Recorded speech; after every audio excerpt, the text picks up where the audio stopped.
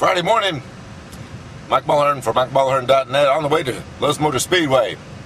Had a long night last night at the Coliseum downtown Charlotte. Pit crew competition, pit crew championship, and Jeff Burton's crew.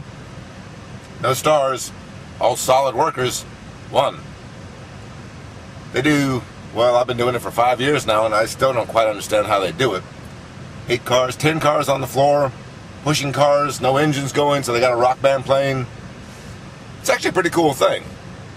Doesn't make a lot of sense to me, actually, running around and punching buzzers and getting times, but it was pretty interesting. Good crowd there, maybe 8,000, I guess, something like that. $15 a head. Probably a lot of friends and family and all that sort of stuff. Not a lot of stars there.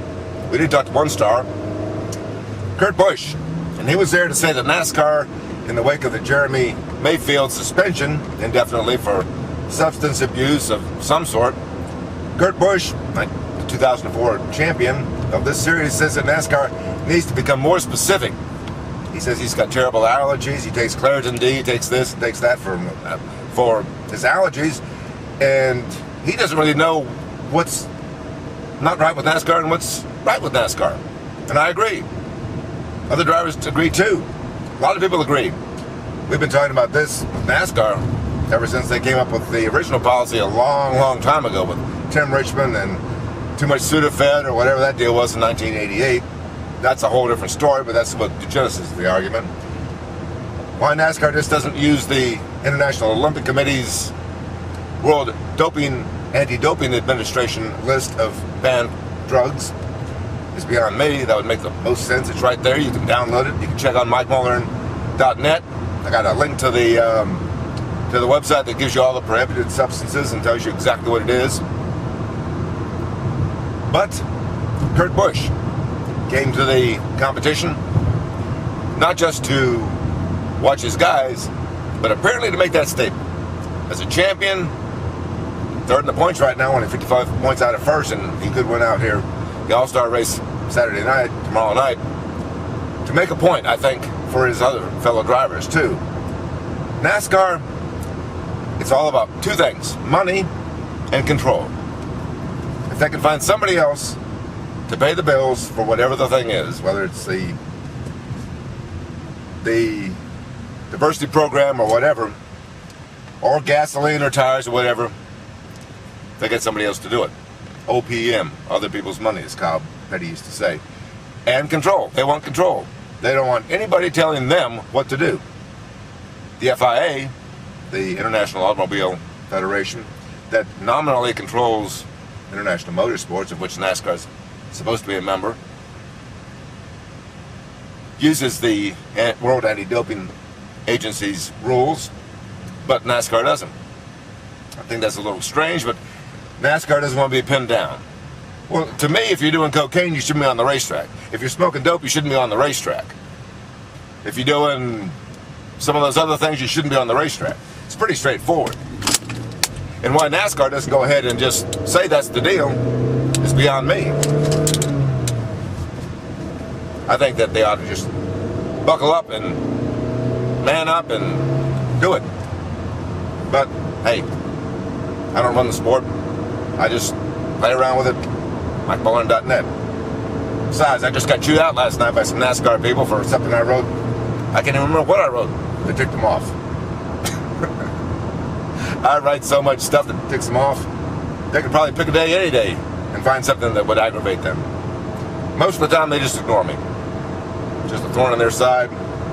Don't work for no big city newspaper, not the New York Times, not Sports Illustrated, not the Charlotte Observer, just MikeMulhern.net. But apparently, some of the stuff I say gets read down there in Daytona, even though Billy Jr., bless his soul, is dead now. Gosh, I miss Billy. Billy understood the sport. He understood the media. He understood everything about the sport. He had an uncanny sense of what this sport is all about, and not just about making money and selling tickets, because he was there long before this sport made money and made a lot of sense. Billy Jr., bless his soul. So Kurt Busch was one of the big stars. Jeff Burton's crew, big stars too. What I liked about that, all those guys work for Richard Childress Monday to Friday. Sunday's their fun day. No big stars on the team. No individual honors. Not this year, at least. And Jonas insists that before they go over the wall, they have to work for the team. Fabricators, sheet metal hangers, that sort of thing. No Sunday morning fly-ins, no high-paid contract workers, just good, solid people. I like that. That's the way it ought to be. That's the way it could be if NASCAR was on top of it. I think the start of the season, you get to name 7 people that'll be in charge of your pit crew operations, and those are the guys you got to stick with. Maybe make one change during the year, but pick 7 in the off season, and that's your 7. And they got to be at the track every day it's open. Thursday, Friday, Saturday, Sunday. They could save an awful lot of money if they didn't have people flying in on Sunday morning. Special planes and all that. Contract workers, year to year. I was going down the list of the top right front tire changers, and of course it's not just the tire changer, but the tire carrier. They have to work as a team because you don't want the tires rolling across the infield like they did in Atlanta. You got to be a team in this thing. And I realized that I didn't hardly know any of those guys. I used to know most of them because they were all the same guys. You'd see them Friday, you'd see them Saturday, you'd see them Sunday, you'd see them Monday, you'd see them Tuesday. These guys, good guys, really good at what they do, but you don't know who they are. And you don't know what team they're on. They change teams from year to year, sometimes week to week. I don't think that's the way it was supposed to be. But, hey, it's not my job. Not my sport. I just covered for MikeMulhern.net. On the way to Lowe's Motor Speedway this morning, Friday. See what's going to go on out here. Brian France is supposed to make an appearance. We'll see what Brian has to say about the state of the world. He might talk about Jeremy Mayfield, might not. Might talk about rules, car tomorrow. I hear he's been getting chewed out himself from some TV people that are worried about low ratings. And for the life of me, I can't figure out what's wrong with the ratings the last couple of weeks. You can't beat Talladega, Richmond, and Darlington back to back to back. Great shows, great shows. And the All-Star race, hey, it should be pretty tough too. Always is. That's what we're here for this weekend. Charlotte's Lowe's Motor Speedway. Mike Mulhern from MikeMulhern.net.